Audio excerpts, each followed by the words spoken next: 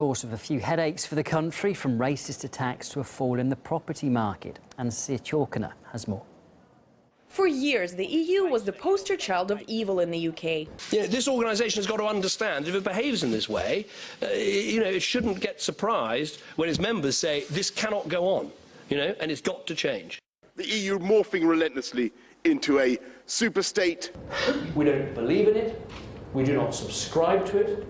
We have a different vision for Europe. But now that Britain has chosen to bid Europe farewell, it turns out the devil is right at home, and his name is Brexit. The Brexit vote. Vile and ugly day. Brexit vote. Post-Brexit losses. It is a critical day. Uncertainty absolutely is a bad thing. Turmoil, meltdown, even Armageddon. The mainstream media have got themselves into the most ludicrous froth about nothing. You would have thought the Brexit vote would put an end to Project Fear, but instead it's bred Project Let's Blame Everything on the referendum itself. Today, instead of dealing with the problems at hand, some of which have been around way before the term Brexit was even coined, it seems blaming the vote itself is all the rage.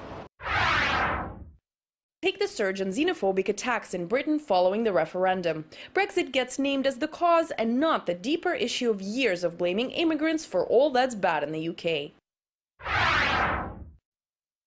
A handful of companies, from airlines to real estate agencies to phone companies, have used the Brexit turmoil as an excuse to wreak havoc in the minds of consumers. Some warning that prices will skyrocket, others that they'll plummet, but always a doom and gloom scenario.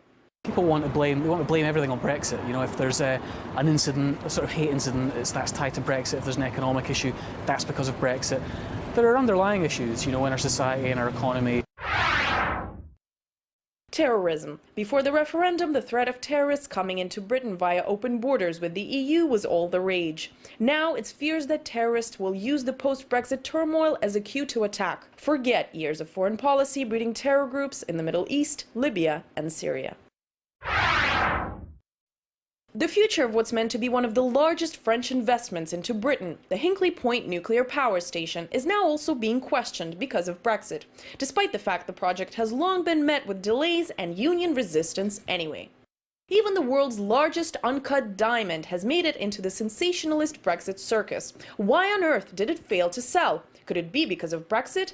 Or could it just be the $70 million price tag? After an incredibly difficult month where they scaremongered and lied about the state of play, and they offered all sorts of things where, let's face it, we were supposed to already be at war by this stage of the week, according to the former now disgraced British Prime Minister David Cameron, there needs to be a move forward. Post-referendum dust is clearly far from settling, as the Brexit vote has not only created political turmoil and an uncertain future, but also won over hearts and minds as the #1 conversation topic in the UK, even more popular than the weather.